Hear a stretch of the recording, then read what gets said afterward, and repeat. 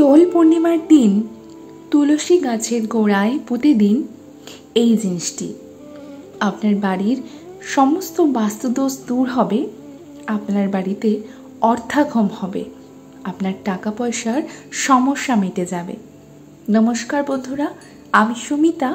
আমার চ্যানেলে আপনাদের সকলকে অনেক অনেক স্বাগত। আশা করছি আপনারা সকলেই খুব ভালো আছেন এবং ঈশ্বরের কৃপায় সুস্থ আছেন। সামনে আসতে চলেছে দোল পূর্ণিমা।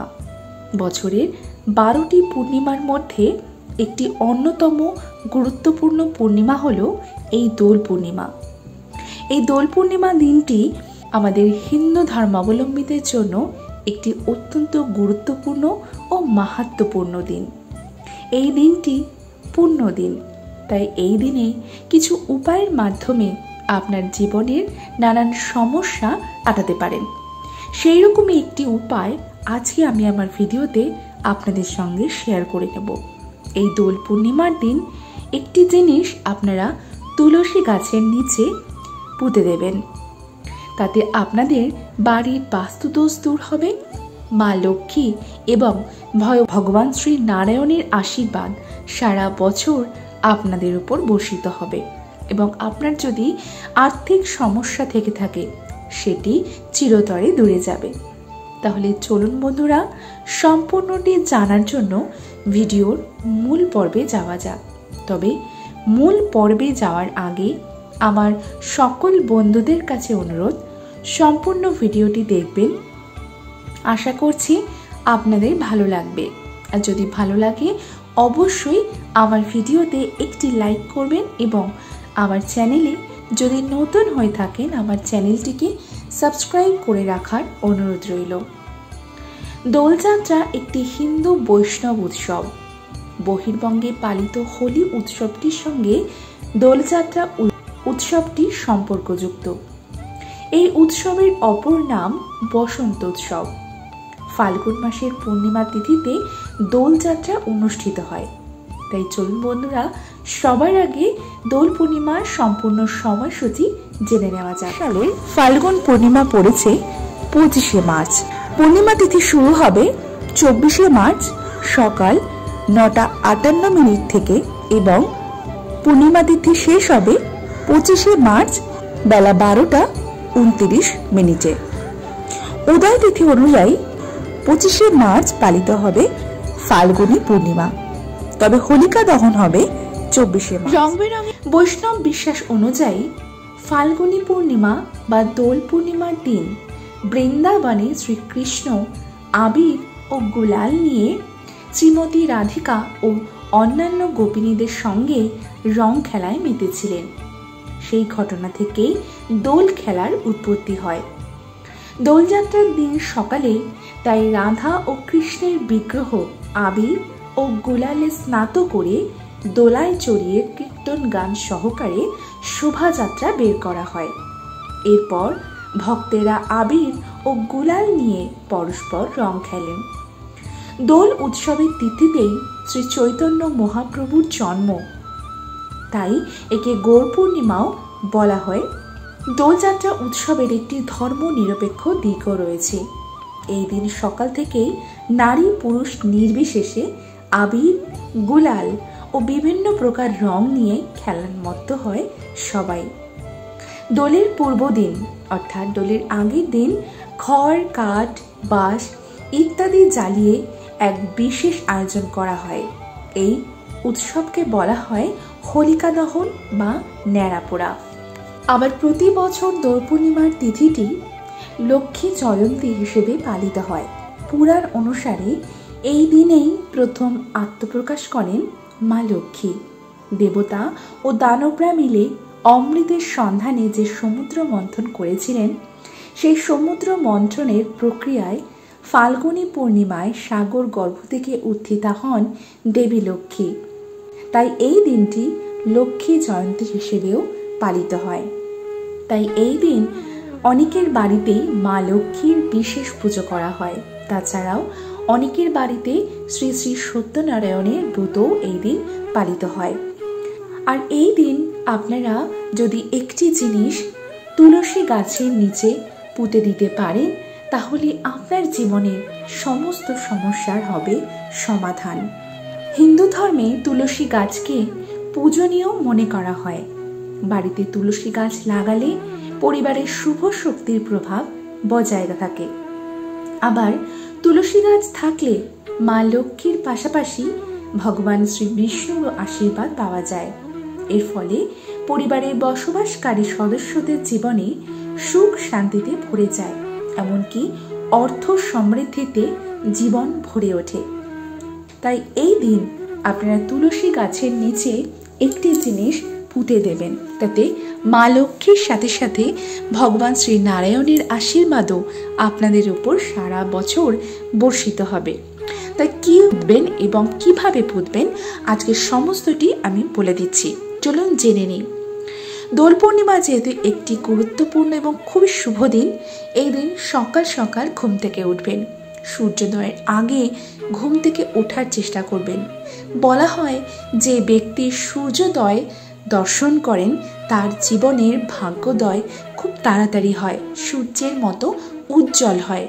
তাই অবশ্যই চেষ্টা করবেন সূর্যোদয়ের আগে ঘুম থেকে ওঠার। সূর্যোদয়ের আগে ঘুম থেকে উঠে আপনারা বিছানায় বসেই হাতের তালু দর্শন করবেন। হাতের তালু দর্শন করে একটি মন্ত্র আমি স্ক্রিনে দিয়ে দিচ্ছি, এই মন্ত্রটি 3 বার উচ্চারণ করবেন। করার পর আপনারা বসু মাতাকে প্রণাম করবেন। করার পর আপনি আপনার দিন শুরু করবেন। বলা হয় এই দিন গঙ্গা স্নান করা অত্যন্ত শুভ। অনেকেই এই দিন গঙ্গা স্নান করেন, তবে সবার পক্ষে সেটি সম্ভব হয় না। তাই বাড়িতেই শুদ্ধ জলে যখন স্নান করবেন, জলের মধ্যে একটুখানি গঙ্গা জল মিশিয়ে নেবেন। এই গঙ্গা জল মিশ্রিত জলে স্নান করে আপনি শুদ্ধ বস্ত্র পরিধান করবেন। এই দিন উজ্জ্বল রঙের বস্ত্র পরিধান করবেন, হলুদ, লাল কিংবা সবুজ যে কোনো উজ্জ্বল রঙের বস্ত্র পরিধান করার পর আপনারা ঠাকুর ঘরে যাবেন এবং এই দিন মা লক্ষ্মী এবং ভগবান শ্রী নারায়ণের বিশেষ পুজো করবেন। অনেকেই শুধুমাত্র মা লক্ষ্মীর পুজো করেন, কিন্তু যদি আপনারা ভগবান শ্রী নারায়ণ এবং মা লক্ষ্মীর যুগলে পুজো করেন, তাহলে মা লক্ষ্মী এবং ভগবান শ্রী নারায়ণ দুজনের আশীর্বাদে আপনার জীবন সমৃদ্ধ হয়ে যাবে। আপনারা এই দিন ঘট বসিয়ে ফল মিষ্টি দিয়ে আপনার যথাসাধ্য দিয়ে আপনি পুজো দেবেন। এতে আপনার গোটা ফলও থাকতে পারে, ফল বানিয়েও দিতে পারেন। পুজো দেবেন খুব সুন্দর করে, অবশ্যই আরতি করবেন এবং অঞ্জলি দেবেন। কিভাবে আপনি পুজো করবেন তার একটি ভিডিও অলরেডি আমার চ্যানেলে রয়েছে, আপনারা চাইলে দেখে নিতে পারেন। এবং ভগবান শ্রী নারায়ণ এবং মা লক্ষ্মীর পায়ে রং অর্থাৎ আবির অর্পণ করতে কিন্তু একদম ভুলবেন না। তারপর আপনার ঠাকুর ঘরে যে সমস্ত আরও দেবতারা রয়েছেন তাদের সবার চরণে আবির অর্পণ করবেন। মা লক্ষ্মী এবং শ্রী নারায়ণের পায়ে আবির অর্পণ করবেন। তারপর আপনারা মা লক্ষ্মী এবং ভগবান শ্রী নারায়ণকে একটি মঙ্গল সামগ্রী অর্পণ করবেন। নারায়ণ এবং মা লক্ষ্মীর সামনে 2টি পান নিয়ে নেবেন এবং পানের উপর, পানটি যেন ছেঁড়া ফাটা না হয়, সেই 2টি পানের উপর কিছু সামগ্রী দেবেন। সেগুলি হলো একটি সুপুরি দেবেন, একটি রুমানা দেবেন, একটি হলুদের গাঁট দেবেন, একটি কড়ি দেবেন। দেওয়ার পর এই সমস্ত জিনিসগুলি আপনারা অর্পণ করবেন। করার পর আপনারা ভোগ দিয়ে আরতি সেরে পুজো সম্পন্ন করবেন এবং ঠাকুর ঘর থেকে বেরিয়ে আপনার বাড়ির বড়দের, গুরুজনদের পায়ে আবির অর্পণ করবেন। করার পর আপনি যখন ঠাকুর ঘরে ফিরে আসবেন তখন সেই পান 2টি সেখান থেকে সংগ্রহ করবেন। ঠাকুরের চরণ থেকে পান 2টি সংগ্রহ করবেন। করার পর পান 2টির ওপরে আপনি যে সামগ্রীগুলি রেখেছিলেন সেই সামগ্রীগুলি একটি হলুদ কাপড়ে জড়াবেন।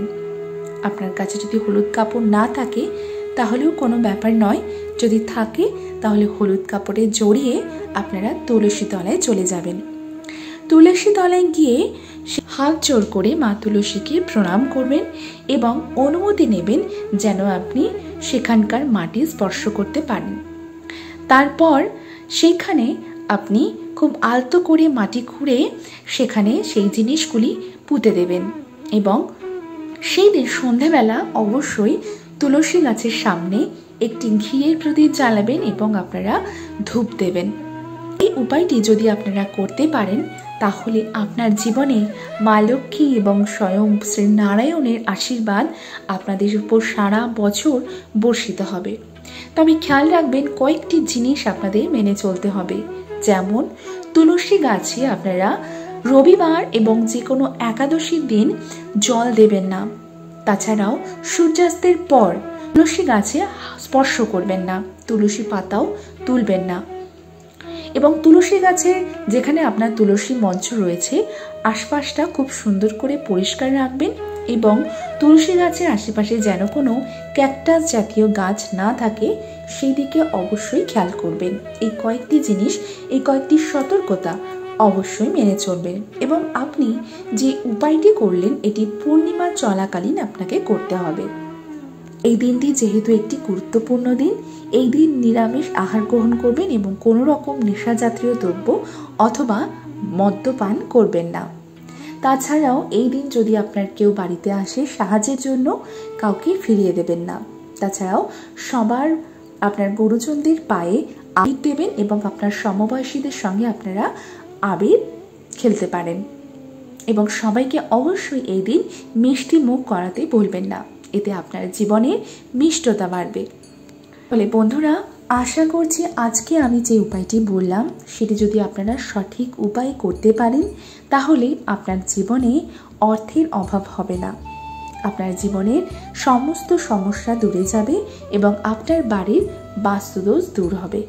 তাহলে আশা করছি আজকে আমার ভিডিওটি আপনাদের ভালো লেগেছে এবং ভালো লাগলে অবশ্যই আমার ভিডিওতে একটি লাইক করবেন এবং আমার চ্যানেলটিকে সাবস্ক্রাইব করে রাখার অনুরোধ রইল এবং ভিডিওটি বেশি বেশি করে শেয়ার করে দেবেন যাতে আপনার সাথে সাথে আপনার আত্মীয় পরিজন বন্ধু বান্ধব সকলেই এই ভিডিওটি পেয়ে উপকৃত হয়।